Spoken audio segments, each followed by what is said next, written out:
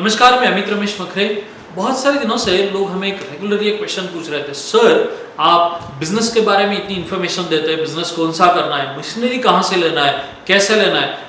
पर एक डाउट था जो लोग हमें डेफिनेटली पूछा करते थे, इसलिए मैं स्पेशल वीडियो बना रहा हूँ, कुछ टिप्स देने वाला हूँ कि मशीन परचेस करना जो बिजनेस में सबसे इंपॉर्टेंट स्टेज है। किसी भी बिजनेस में यदि मशीन खरीदी करना है या मशीनरी परचेस करना है तो सर क्या क्या यानी इंफॉर्मेशन होना चाहिए, मशीनरी वालों से या सप्लायर से कैसे डील करना चाहिए, या हमें अच्छा मशीन मिलेगा या नहीं मिलेगा, क्या होगा। बहुत सारे डाउट्स या क्वेश्चंस लोगों के दिमाग में रहते हैं। आप सब जो पूरे इंडिया से ये वीडियो देख रहे हैं, इन सब लोगों के लिए स्पेशली ये वीडियो बना रहा हूँ, गौर से देखते रहिएगा। सबसे इंपॉर्टेंट बात, किस बंदे से आप जो बिजनेस करना चाहते हैं, जिस बंदे से आप मशीन परचेस करना चाहते हैं, सबसे पहले जो बिजनेस आपने फाइनल किया है, जैसे पकड़ लो कि आपने फूड प्रोसेसिंग का बिजनेस फाइनल किया है, तो उसमें कौन कौन सी मशीन यूटिलाइज होती है, कौन सी मशीन का इस्तेमाल होता है, इसका पूरा पहले एक लिस्ट बनवा लीजिए, एक प्रॉपर लिस्ट बनवाइए। दूसरी बात, उसका कैपेसिटी फाइनल कीजिए कि आपको कितना कैपेसिटी पर 8 आवर एक्सपेक्टेड है।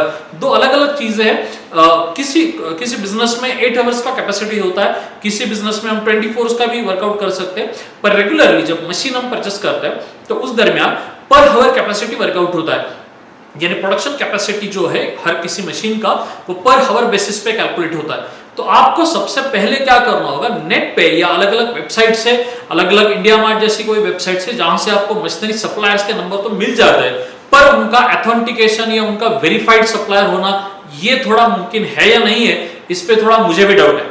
क्योंकि बहुत सारे सप्लायर्स का प्रोफाइल जब हमने खुद वेरीफाई किया तो बहुत बार ऐसा पता चल चुका है कि भाई उनके नंबर गलत होते हैं या वो अलग स्टेट से यानी बिलोंग करता है। तो भाई ये भी दिक्कत आ जाती है कि इतने दूर से ये बंदा काम कर रहा है तो फिर इससे मशीन कैसे परचेस की जाए। तो कोई घबराने की जरूरत नहीं, छोटी छोटी चीजों का हमें ध्यान में रखना होगा, छोटी छोटी चीजें ध्यान में रखनी होगी कि भाई क्या क्या करना है, क्या नहीं करना है, कैसे करना है। तो पहले तो इंपॉर्टेंट बात, जैसे मैंने बताया फर्स्ट स्टेज कि आप प्रोडक्शन कैपेसिटी फाइनल कीजिए, पर आवर कैपेसिटी क्या होगा। अब जिस किसी बंदे को आप फोन करने वाले हो, जैसे मैंने महाराष्ट्र से देखा कि महाराष्ट्र में बहुत सारे जो मशीनरी वाले वो एक्चुअली मशीनरी वाले नहीं है। बहुत सारे मशीन वाले एक्चुअली मशीनरी मैन्युफैक्चरर नहीं है, वो बेसिकली ट्रेडर है। अलग अलग स्टेट से, जैसे गुजरात है, जैसे लखनऊ है, या जैसे साउथ साइड से है, या नॉर्थ साइड से, लुधियाना से, वहां से ये बेसिकली ट्रेड करते हैं। और अपने अकाउंट पे तो इन्होंने जोरदार प्रोफाइल बना के रखा हुआ है कि हम ये मशीन बनाते हैं, वो मशीन बनाते हैं। एक्चुअल में ये कोई भी मशीन खुद बनाते नहीं, ये बेसिकली ट्रेड करते और खुद ब खुद पैसा मुनाफा निकाल लेते हैं या पैसा कमाते हैं। अब इसमें होता क्या है, प्रॉब्लम यह है, महाराष्ट्र में बहुत सारे सप्लायर से जब हमने बात करने की कोशिश की तो उन लोगों का यह ध्यान में आ गया कि उन्हें खुद का कोई एक्सपीरियंस भी नहीं है, और इन लोगों को ये मशीन बनाते कैसे है, उसमें क्या क्या कस्टमाइजेशन करना पॉसिबल है, ये भी पूरी तरह से मालूम नहीं है। ये सिर्फ महाराष्ट्र की कंडीशन नहीं है, ये राजस्थान में भी है, ये गुजरात में भी है, ये लखनऊ में भी है। हर एक एरिया में, हर एक जगह में ये प्रॉब्लम रेगुलरली है। क्योंकि एक वेबसाइट बनाना और वेबसाइट पे मशीनरीज की फोटोज डालना, या जो एक्चुअल मैन्युफैक्चरर है उनसे वो वीडियो मंगा के आपको वो उनका ही मशीन है ये प्रमोट करना बहुत आसान बात है। हमें यदि एस ट्रेडर से हम बात करें तो प्रॉब्लम यह हो सकता है कि उसे वो सर्विस देने में दिक्कत आ सकती है। तो सबसे पहले इंपॉर्टेंट बात होगी कि प्रोडक्शन कैपेसिटी हमने फाइनल कर दी। दूसरी बात, हम जिस बंदे से या जिस कंपनी से मशीन खरीदने जा रहे हैं वो बेसिकली मैन्युफैक्चरर है या ट्रेडर है, ये पहले आपको कंफर्म करना पड़ेगा। ये इसलिए कंफर्म करना जरूरी है ताकि यदि आपको कोई कस्टमाइजेशन रिक्वायर्ड है तो वो ट्रेडर बंदा खुद ही नहीं जानता, वो तो उसने भी यहाँ वहां से फोटो कलेक्ट किया है, अपने वेबसाइट पे डाला हुआ है, तो वो तो हाँ से हाँ मिला देगा पहले शुरुआत में, पैसे तो अकाउंट पे ले लेगा और बाद में वो कस्टमाइजेशन या उस क्वालिटी का मशीन वो नहीं दे पाएगा, क्योंकि वो डायरेक्ट मैन्युफैक्चरर से आपकी बात नहीं कर पाएगा। ये तो आपको बात ध्यान में ही रखनी पड़ेगी। दूसरी बात है, यदि वो मैन्युफैक्चरर है तो हमारे मराठी में, आपके यहाँ क्या बोलते हैं हिंदी में मुझे पता नहीं, because I am belonging from Marathi, तो मराठी में एक कहावत है छोटी सी कि बाप दाखव नहीं तो श्राद्ध गा। इसे कहना है कि भाई खुद यदि मशीन बनाता है तो सबसे पहले तो तूने ये मशीन पहले यदि बना चुका है तो ऑलरेडी ये मैन्युफैक्चर करता है, तो कम से कम, ये बात मेरी गौर से ध्यान में रखना, कम से कम 10 लोगों के जहां आपने ये मशीन बिठाया हुआ है या आपका ये प्लांट या आपका ये पूरा प्रोजेक्ट दिया हुआ है, ऐसे 10 लोगों के नंबर्स, उनका प्लांट का एड्रेस मुझे चाहिए, जहां मैं खुद जाकर विजिट करूंगा और कंफर्म करूंगा कि आप ये मशीन ठीक तरह से जो दिया है आपने वो मशीन ठीक तरह से चलता है, उसका सर्विस अच्छा है, वो प्रोडक्ट अच्छा है, उसमें कोई ज्यादा मेंटेनेंस भी नहीं है। ये बातें एक्चुअली साइट विजिट में वेरीफाई करिए। एक सबसे इंपॉर्टेंट बात, यदि आप फोन पे बात करने की कोशिश करेंगे तो कुछ बंदे ऐसे भी है मैन्युफैक्चरर या ट्रेडर कि वो अपने ही यहाँ के एम्प्लॉइज का नंबर देते हैं और वो बहुत उनकी यानी स्तुति कर देते कि भाई मशीन तो बहुत बढ़िया है, आप ले लीजिए, ऐसा है वैसा है। तो हम वो बातें सुनकर फिर बात समझ में आ गई। तो सबसे पहले क्या करना है, जब किसी भी ट्रेडर से या मैन्युफैक्चरर से बात करो कि जहां कहां भी आपने ये 10 कम से कम 10, अब आप बोलोगे सर 10 ही क्यों, एक या दो क्यों नहीं, भाई एक दो मशीन तो ऐसे भी यहां वहां ट्रेड हो जाती है। बात तब आती है जब 10 या 10 के आगे जब आप मशीन सप्लाई कर रहे हो और उनको प्रॉपर से सर्विस दे रहे हो, उनका सेटअप आप ठीक तरह से लगवा रहे हो, तब जाकर कह सकते हैं कि आपका मशीन एक्चुअली में अच्छा है। बात समझ में आ रही है। और ये भी डिस्कशन आप वहां जहां ये मशीन बनाता है वहां आपको विजिट करना ही करना है, भले वो इंडिया के किसी भी स्टेट्स में बिलोंग करता हो। क्योंकि फोन पे या सिर्फ मेल पे या सिर्फ वेबसाइट देखे किसी भी मशीन का परचेस करना खतरों से खाली नहीं भाई, क्योंकि पैसा लगाना है तो ये तो कंफर्म होना चाहिए कि ये प्रॉपर्ली बना सकता है या नहीं बना सकता। इसके आगे जाकर सबसे इंपॉर्टेंट बात, सबसे पहले जो आप कोटेशन किसी भी एक कंपनी से ले लोगे, एक कंपनी से कोटेशन आप बिलोंग करोगे तो सेम कोटेशन, उसमें से ऊपर का नाम हटा के सेम कोटेशन अलग 2-4 कंपनी को शेयर कीजिए और बताइए कि सेम जो फीचर्स इसमें दिए हुए हैं पहले वाले कोटेशन में, सेम फीचर का प्राइस मुझे आप बता दीजिए, जिसको हम कंपैरेटिव प्राइस बोल के बात करेंगे। भाई कंपैरेटिव प्राइस किस लिए जरूरी है, कोई भी एक बंदा इंडिया में ऐसा नहीं कि वही एक बंदा बना रहा है और उससे ही लेना पड़ेगा, ऐसा कुछ नहीं है। हमें कंपैरिजन करना पड़ेगा, कोटेशन कंपेयर करना पड़ेगा।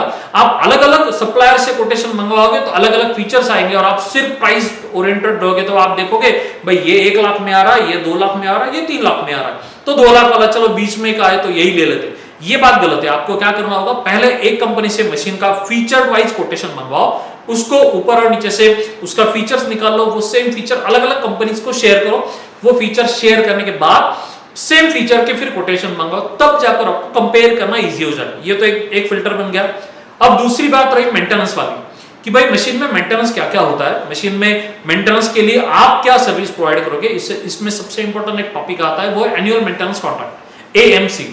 कि भाई आप यदि बिलोंग करते हो दिल्ली से, मैं बिलोंग करता हूं महाराष्ट्र से, आप बिलोंग करते हो कर्नाटक से, मैं बिलोंग करता हूं गुजरात से, तो यदि मशीन में कुछ खराबी आ जाती है, मशीन में कोई तकनीकी प्रॉब्लम आ जाता है, तो आप मेरे एरिया में सर्विस दे सकते हो या नहीं दे सकते हो। आपको क्या लगता है इस सवाल का जवाब क्या आएगा। ऑब्वियसली यार कोई भी मशीन सेलर ये तो नहीं बोलेगा कि नहीं यार आपका तो थोड़ा दूर पड़ता है तो इतने दूर तो मैं नहीं आ सकता। यार उसे मशीन बेचना है तो वो यही बोलेगा ना कि भाई आप तो ले लो सर, मैं तो वहां भी सप्लाई कर दूंगा या वहां पे मेंटेनेंस का आदमी भेज दूंगा। तो उसे फिर वही बोलना है कि भाई जो पहले हमने जो क्लॉज ऐड किया था, एक छोटा सा क्लॉज है, मेरे एरिया में किसी को मशीन दिया हुआ है वो पहले बता, और मेरे एरिया का तुझे क्या मालूम है वो मुझे दूसरी बात बता। यदि मेरे एरिया में कहीं सेल किया हुआ है तो उसका नंबर भी दे दे, तो मैं जाकर वहां भी कंफर्म कर लूं कि तू सर्विस अच्छा देता है कि नहीं। नहीं तो फिर क्या होगा कि मशीन तो आ जाएगा पर जब तकनीकी खराबियां आ जाएंगी तो 2-2, 4-4 दिन, 5-5 दिन, 8-8 दिन मशीन बंद रहेगा और फिर शायद ये सप्लाई ये सर्विस नहीं दे पाए, ये सप्लायर सर्विस नहीं हमें दे पाए, तो पूरा सेटअप या बिजनेस हमारा कोलैप्स हो सकता है। तो ये भी बातें हमें स्पेशली ध्यान में रखनी पड़ेगी। अब कोई मशीन्स वाले ये भी करते हैं भाई, उनका प्रॉफिट निकालने के लिए वो लोग क्या करेंगे, वो लोग आपको ज्यादा कैपेसिटी का मशीन रिकमेंड करेंगे जिसमें आपको प्राइस में बुलाया जाएगा। कि जैसे मैंने एक पूना का एक कंपनी का बात सुनी थी कि भाई वो क्या करते हैं, जब हम 1 टन की बात करते कि भाई हमें 1 टन वाला प्रोसेस वाला मशीन चाहिए, बोलते सर 1 टन वाला ना मुनाफा नहीं देता, आप 2 टन ले लीजिए। तो मैंने एक छोटा उसको क्वेश्चन पूछा, भाई 1 टन वाला मुनाफा नहीं देता तो उसमें एक्चुअली क्या होता है ना सर, वो तो बहुत सारे बंद हो गए, एक टन वाले जिन्होंने कर दिया था ना उनके बंद हो गए। तो मैंने बोला चलो अच्छी बात है, फिर एक काम कर दे, जिन जिन लोगों ने 1 टन करके बंद कर दिए उनके 2-4 नंबर्स मुझे दे दे, मैं एक बार बात तो कर लूं कि भाई 1 टन वाला मशीन बंद क्यों होता है। तो नहीं, मेरे पास वैसा नंबर नहीं है जो 1 टन वाला है वो बंद कर चुके, मुझे सिर्फ मालूम है। तो बोला ये तो ऊपर की इंफॉर्मेशन है भाई, कि मैंने सिर्फ सुना है कि 1 टन वाला बंद हो जाता है, तेरे पास ऑथेंटिकेट इंफॉर्मेशन है तो तू बता ना, तब जाकर हम मैं मान लूं कि 2 टन वाला अच्छा रहेगा। मुझे लगता है तेरा प्लानिंग है कि कुछ बड़ा बेच दूं, क्लाइंट कम आते हैं इस सेक्टर में, तो मैं बड़ा बेच दूं, 2 टन वाला बेच दूं तो मेरा मुनाफा बन जाएगा। तो भी तो फिर वो आदमी शांत हो गया, बोला यार आप बहुत ही बेकार। तो मैं तो ऐसा कहता हूं भाई, बहुत सारे सप्लायर्स में, स्पेशली हम महाराष्ट्र में काम करते हैं, तो महाराष्ट्र के फूड प्रोसेसिंग में जैसे पोहा मिल है, जैसे दाल मिल है, या अलग अलग कैटल फीड है, इन सप्लायर्स में हमारा चावड़ी का नाम तो एक्चुअली बहुत खराब है। क्योंकि हम लोगों को यह सिखाते हैं हमारे ट्रेनिंग प्रोग्राम में कि मशीन कैसे खरीदी किया जाता है, और ये प्रॉब्लम आ जाती है कि जो मशीनरी मैन्युफैक्चरर है ये एक्चुअली ये कोई मैकेनिकल इंजीनियर भी नहीं है या ये एक्सपर्ट्स भी नहीं है। ये लोग कौन है? ये लोग है बेसिकली जो रेगुलर फैब्रिकेटर रहते हैं। ये फैब्रिकेटर है, यहाँ वहां से जुगाड़ करके यहाँ वहां से डिजाइन देख के इन लोगों ने मशीन बनवाया। और हम जब टेक्निकल की बात करते हैं, जब प्रोडक्शन वाली बात करते हैं, ये लोग बोलते हैं भाई प्रोडक्शन का तो हमको मत पूछो, हमारे इधर से ऊपर से ये डालने के बाद नीचे से ये निकलता है, हमें ज्यादा टेक्निकली मालूम नहीं।